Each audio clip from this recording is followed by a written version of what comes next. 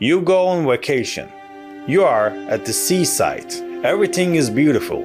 You think you are enjoying at the moment. But something within whispers, how long will this happiness last really? A student once asked the master, "Master, why is my mind always scattered? Why can I never find peace?" The master replied, "Stop clinging to the waves of the mind, learn to become the water itself."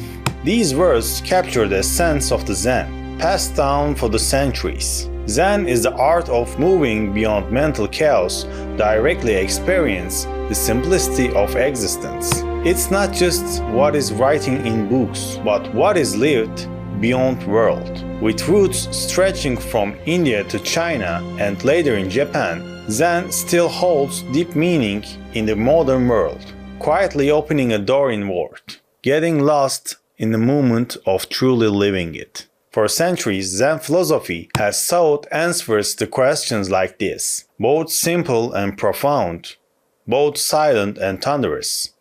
Zen is discipline that reaches from the monks in Japan, temples in China, temples to CEOs practicing mindfulness in Silicon Valley.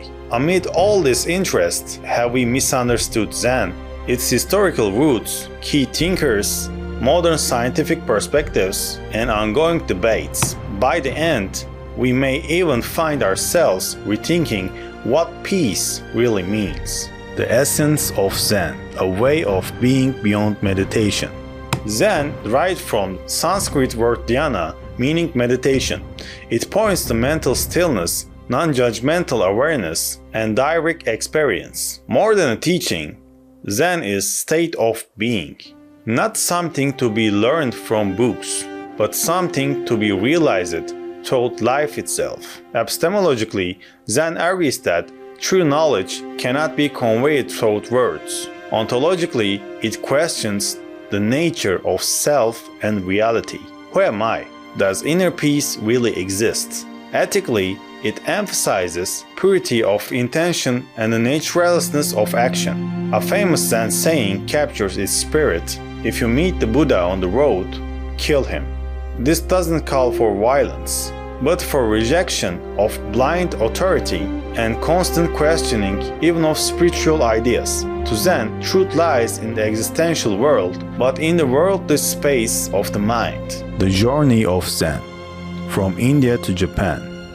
Zen began with Bodhidharma, who brought dhyana from India to China in the 6th century CA. There it merged with Taoist thought and evolved into Chan, a unique blend of natural rhythm, wordless transmission, and harmony with nature. By the 12th century, Zen had reached Japan, where it splits into two major schools. Rinzai Zen used paradoxical questions and shock tactics to join in the mind of the conversational thinking. Soto Zen focused on long silent meditation and gentle awareness of present moment. Zen's influence extended far beyond meditation. It shaped haiku poetry, bonsai art, swordsmanship, and tea ceremonies, transforming Japanese culture from aesthetic to ethics. Books like Zen in Art of Archery and The Swords reveal how philosophy can become a way of everyday life. In the 12th century, thinkers like Alan Watts and D.T. Suzuki introduced Zen to the West, where it began to take on new forms. Meditation is not a path to enlightenment. It is enlightenment. Aine Dōgen, the founder of Soto Zen, is famous for saying, "Zazen is not a means to attain Buddhahood, it is Buddhahood." For Dōgen, meditation wasn't about emptying the mind, but realizing that the mind is already empty. He wrote, "Clothes may pass, but the sky remains unchanged." A brief science, a young student asked Dōgen, "How long must I meditate before I attain enlightenment?" Dōgen replies, "Let me ask you this. How long must you look at the sky before you become the sky?" In Dōgen's thought, time is not the sum of moments, but the fulfillment of present. This radical view of the time is one of the Zen's most powerful messages. Hakuin. Awakening thought koans and disciplines, Hakuin Ekaku was a key figure of the revival of Rinzai Zen. He said, "To prune the mind is to leave the tree bare. In other words, true mental discipline demands ongoing vigilance. Hakuin systematized the use of koans, paradoxical riddles designed to break the hold of logic and trigger intuitive instinct. One of his most famous, "What is the sound of one hand clapping?"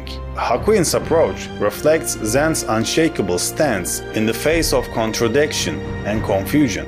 Compared to Dōgen, he was more direct, more confrontational, and more engaged with ordinary people. He showed that Zen is not just about retreat, but also about action, effort, and transformation in everyday life. Zen and modern science. Beyond mindfulness today, Zen is often associated with the concept of mindfulness. But how effective are these practices from scientific points of view? Neuroscientific studies show that regular meditation strengthens the prefrontal cortex, reduces amygdala activity, and lowers stress hormones. But scientists also warn these effects depend on the depth and quality of the meditation. There is a significant tension between Zen's principle of purposelessness and the Western idea of meditating for productivity. Can a practice remain authentic if it's stripped of its philosophy? Zen's ethical, cultural, and political debates.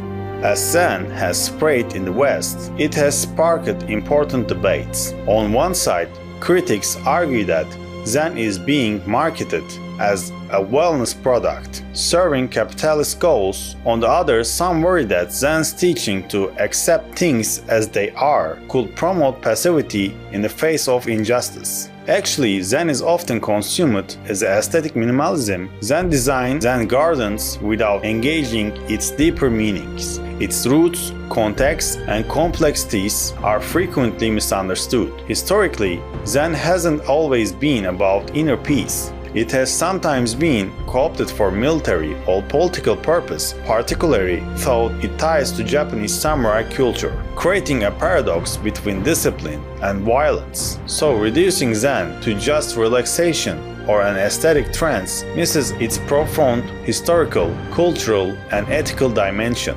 Conclusion. Living the moments is more than a motto. Zen does not give you clear answers. It reveals the emptiness of your question. Thinkers like Dōgen and Hakuin dismantled the tricks of the mind by blending philosophy with arts and science with action. Today, we see countless posts urging us to live in the moment, but real challenge is recognizing who we are at that moment.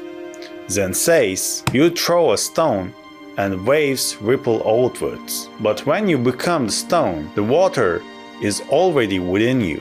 Living the moment isn't just advice, it is a responsibility.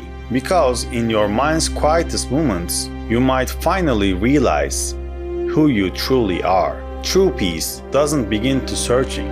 It begins when you recognize what you have already found.